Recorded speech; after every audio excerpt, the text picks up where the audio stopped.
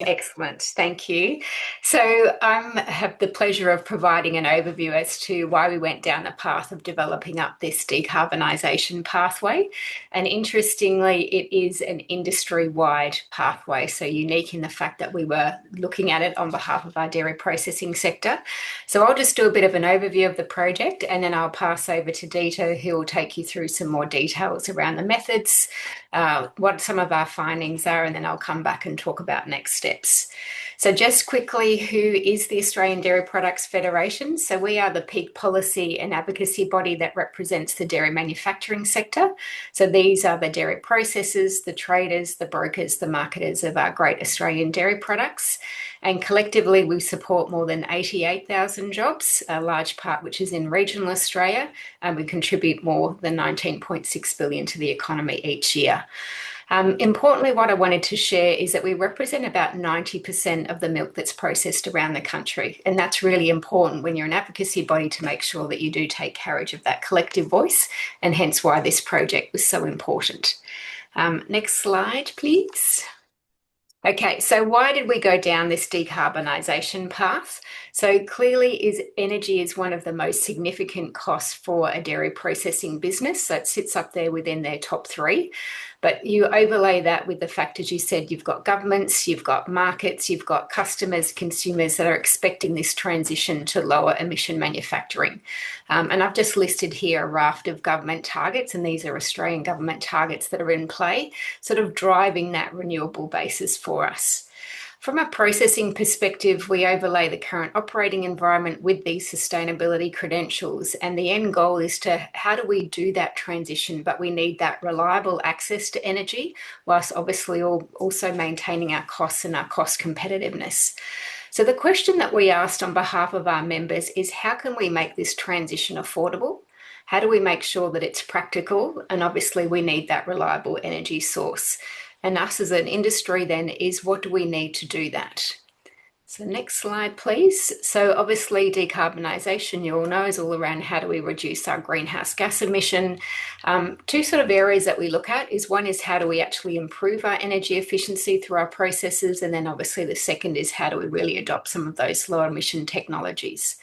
So the path that we went down, so the whole premise of this decarbonisation pathway, was we needed to provide an evidence base. We wanted to look at all of the assets that we have, understand which of those were getting close to end of life, and then obviously support with that transition. But then we wanted to overlay that with what technology is currently available. So whether it's here, whether it's globally, what are the barriers to actually implementing that technology, and overlay that obviously then with opportunities. We wanted to wrap all of that then into what are our policy priorities. So we take all of that information around that asset inventory assessment, we look at our technologies, we look at the barriers, we look at the opportunities. How do we then craft that into what our priorities are, both from an individual member perspective, but then what we can take carriage of from an advocacy perspective on a whole of processing perspective. And that's what we will share with you now. Next slide. Before I do that, obviously our project partners are DETA Consulting, and this was also made possible with funding from the Australian Industry Renewable Heat Accelerator. So I'll pass over to you now, Bryce. Awesome. Thank you very much. So just a few acknowledgements. It's been really, really great to work with Janine and the ADPF. It's been really awesome collaborating on this project. Obviously, Australian Industry Renewable Heat Accelerator provided some funding, so that's really helped progress this work. And the members of the ADPF have engaged really well, and their feedback, their data, their insights have really helped shape the study's findings. So really want to acknowledge all of them as well. And we're going to hear from Warren later on some of his stuff. So Janine's done a really good job at articulating the why. And if we talk about how we've actually gone about this work, I've tried to frame it up in sort of a few key questions. And question one was, how does the industry use energy at the moment? And we really wanted to answer that with real data, real feedback from members, and that's going to really help I guess, take these findings and share them with stakeholders. We also wanted to talk about how could the industry improve its energy use, and I guess it's been really great to hear from Windsor Engineering, but also what technologies are out there, what's in place, and how does the industry improve its energy usage. Thinking about that, wanted to posit what does the future look like, and also what's stopping that future being realised, and how do we then address those barriers and help realise that future. So that was the methodology, and starting with the asset inventory. No real surprises. Like fossil fuels contribute the majority of energy for sites, and it's about a 70-30 split between fossil fuels and electricity. But because of Australia's grid, the emissions contribution is actually 60-40 the other way, where electricity emissions actually contribute the majority of emissions currently. And there's some nuance around how we think about that in terms of a roadmap and pathway for the industry. I guess, no surprises around where the dairy sites are. The majority of sites are in Victoria, so that's going to be a focus for the industry. But it was really actually interesting to see that there's a real broad spread of asset ages and asset capacities. And I think what that means is there's no large group of assets coming to end of life. It is an ongoing thing, and it means that support and thinking about how to decarb is an ongoing challenge. And I think it's also worth highlighting that some of the ages of assets are getting up there, and I think that sort of speaks to some of the challenges we'll talk about down the track, where these businesses are really trying to remain cost competitive, make the most of their assets, and some of those capital constraints. So thinking about how the industry could improve its energy usage, again, we wanted to really engage with members and understand what makes projects attractive for them. So we got the input on developing some evaluation criteria and selecting a technology and opportunities shortlist. And what we sort of came up with was top 20 technologies. And broadly speaking, they're split into the demand side of things. So, that's all about optimizing existing assets, reducing energy, improving energy efficiency. But then the second part of it is the supply side, or how do we go about generating heat, and how do we go about generating electricity for the site. So I think, this just kind of reinforces a little bit of what Kyle was highlighting. Like, technology is there, and, the technology and opportunities are being implemented. Maybe not so much in Australia, but definitely internationally and across New Zealand, they exist and they're happening. So, there is no single silver bullet, but there are real options out there. As part of the study, we also pulled together some one-pagers, and the idea behind that was providing a really good resource for ADPF members and the industry to refer to in the future. So that's also a part of the report. Now, before we get into the pathway and what that future could look like, it is worth just highlighting some of the barriers that we got direct feedback from members on. And for those, I guess, in the industry and working across industries, we have seen and heard all of these before. And given that all of this has come direct from industry and direct from members, and members of different sizes, like, this should really add to some of that feedback, which I think is starting to really turn into a cacophony of voices saying there are some real challenges around achieving decarb. So there are some specific nuances for the dairy industry, but just highlighting them, electrical capacity, both on-site and networks, those financial barriers, the CapEx challenges, but then also the OpEx challenges. In New Zealand, Kyle highlighted that there is actually some benefit sometimes for using electricity. There is a cost competitive aspect there. in Australia, that is not necessarily always the case. So there's a challenge around that. And then also talking about the dairy industry, it has an annual cycle. It's very focused on being cost competitive, and that means resources are not necessarily always there to chase the funding, which you blink and you miss it, or really develop out how to implement some of these initiatives which are outside of business BAU in a highly regulated and high hygiene processing environment. So those are the barriers. Talking about some specific targets and a pathway, the ADPF and the Australian Dairy Sustainability Framework, they have a target for dairy processing in 2030 to hit a certain processing intensity.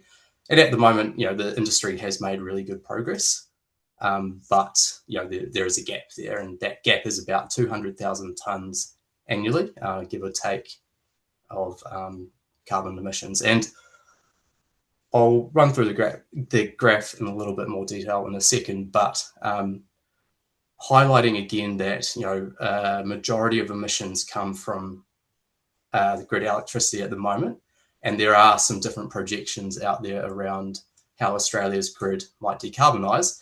That's definitely going to play a role in the industry decarbing and hitting its targets. But I think there are some different scenarios around that, and the green line on this graph is kind of the current projection, or at least the 2025 projection from DQ. But I think what we see is that projections, and this is kind of what these two graphs are showing, projections have consistently not been realised. And then also, even if you do electrify, or I guess go to biomass, but even if you do electrify, the spark gap between the emissions intensity of burning natural gas on site versus the grid means that electrifying is not an answer in of itself. So I guess thinking about some different scenarios, we mapped out some different, pathways, and looking at the teal line now, we think that there's about a 15 tonne CO2 per million litres of milk processed gap that the industry will need to try and solve to hit its 2030 target. So how do we close that? Well, it's not rocket science. This is all been done and tried before, but we think that optimizing existing assets on site and using some of those technologies and opportunities identified in the technology scan can contribute about 30% of that abatement. And then also thinking about there are a large group of assets which are possibly nearing end of life. If we can electrify these or move them to biomass, and back with the right supply agreements, that can deliver 60% of that abatement. But the barriers really do show that this is not going to happen by itself, and there needs to be some real support and capability built up around that. And then it would be remiss to not also talk about renewable generation, and say batteries and solar is a big topic in Australia. And I think there's going to be more developments and support probably in the space, which might mean that it is a useful means to reduce emissions whilst you perhaps prepare, or the industry prepares, different initiatives, because that's another point that was really hit home in the feedback, is that dairy processing is complex. There's lots of interdependencies, and you cannot think about projects individually. You need to really think about projects on a site level and really dig into what the site roadmap looks like. And so jumping back to, I guess, a high level, we really see that there are three phases of decarbonisation for the industry. And that first phase, and Kyle even said it before, this is not a 1 or 2 year journey, it is a long-term journey. So, that first phase is about building a really, really good foundation for future initiatives and business decision making, and optimizing the roadmap, and data collection, metering, all that stuff is really, really important. And then it's about picking that low-hanging fruit, getting those quick wins banked, and starting to build business capability, capacity, and also confidence that the business can deliver these initiatives before you then go and deliver those real strategic initiatives. So that's from a high level. That's kind of how we see things playing out.